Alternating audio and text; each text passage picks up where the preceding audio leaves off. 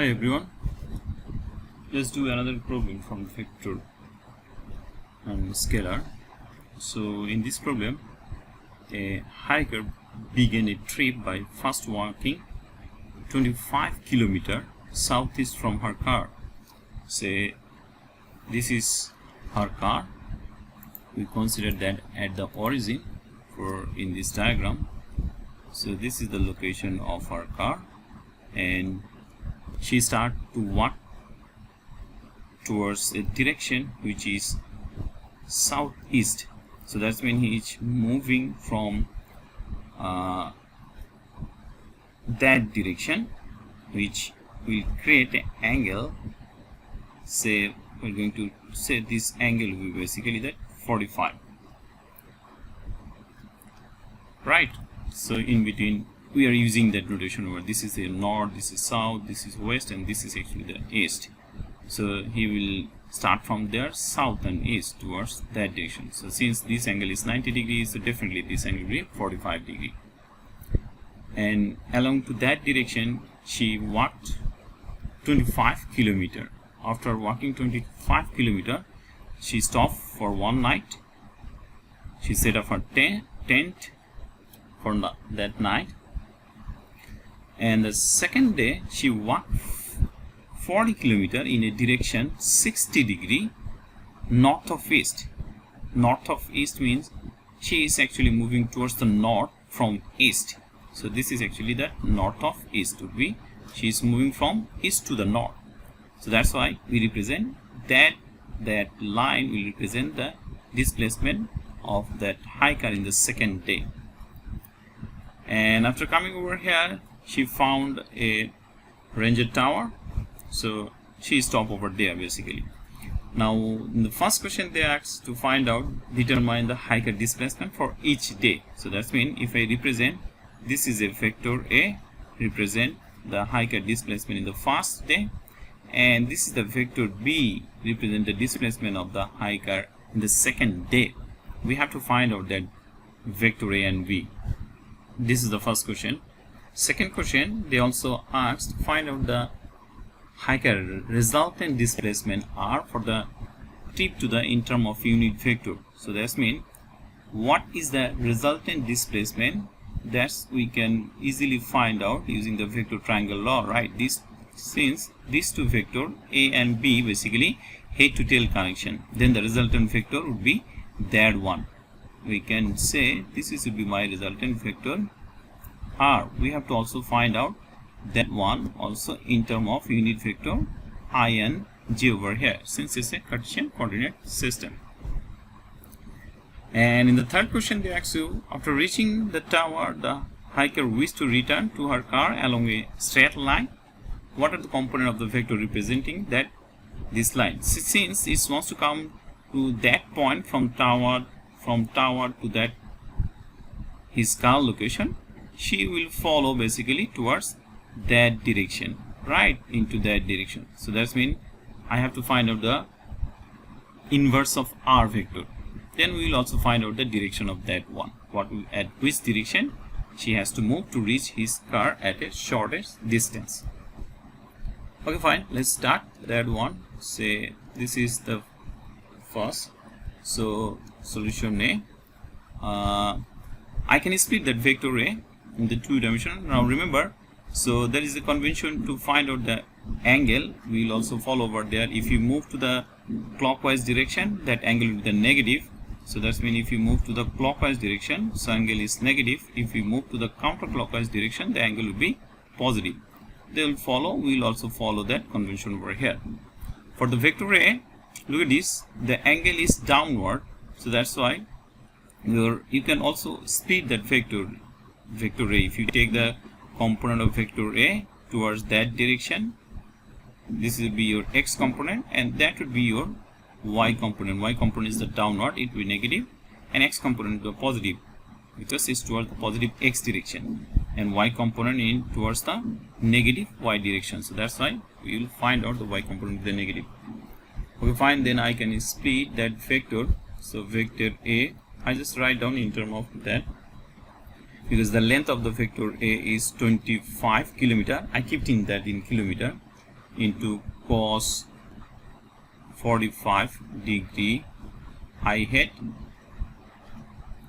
minus, it should be 25 sine, I'm sorry, this will be not 40, it will be the cos 45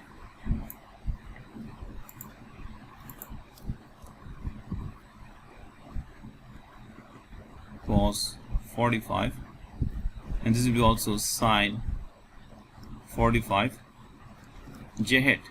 Right, I just split that vector in terms of component. Fine, then if you do that numerically, you will find out this would be 17.67 I hat minus, this will be also 17.67 j hat kilometer, right? I express in a kilometer over there. So this is will be the displacement of the hiker in the first day. Fine.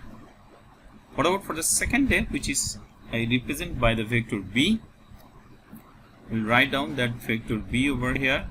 So vector b would be, look at this, we can relocate this vector b over here. If we do that, then the vector b is basically will create an angle towards the positive x direction is 60 degree, and it is moving to the counterclockwise direction, that direction. So that's why the angle will be positive. So that's when if you split that vector, you will find out two components. One component towards that direction, which is towards the positive x direction, and another component would be towards that direction, which would be towards the positive y direction. So that's why both components of vector b would be positive over here. Then I can write the length of the vector b is 40 kilometer, because in the second day she walked 40 kilometer, right? So that's why the magnitude of this vector b would be 40 into cos 60 degree I hat plus 40 sine 60 degree z hat. That is actually would be the displacement. Then numerically you can find out. So v vector would be 20 I hat plus 34.64 j hat kilometer. That would be the displacement of the hiker in the second day. So that's we find out in terms of vector. So this is the answer of the question number 1. Fine. In the second question, we have to find out the resultant displacement. Resultant displacement basically the vector r, right, which we can write down using that vector triangle law. So basically the vector r, which is the resultant displacement of the hiker, that should be the vector a plus the vector b, right? We already find out that vector in terms of I and j. If we add them together, we will find out the resultant would be basically 37.67 I hat plus 16.97 j hat. I hope you can do that, because this is going to be the add 20 plus 17.67, which will be 37.67, and 34.64 minus 17.67 j hat. That will give you that y component. So that should be actually that resultant displacement of the, sorry, this will be the in kilometer. This is actually the resultant displacement of the hiker. I kept it in a kilometer, which is in a unitary vector, because they asked me to find out the resultant displacement r in terms of unit vector. I express in terms of unit vector I and j. Fine. Now in the question number C, now hiker wished to return her car in that direction, which is I have to find out the reverse the vector r, right? So this is the vector r. I will find out basically minus r. So that's when I'm going to multiply this vector r by a scalar quantity minus 1. If I do that, then it will be minus r. I can find out it should be minus 37.67 I hat minus 16.97 j hat. So that would be the displacement if the hiker wants to come to her location of the car.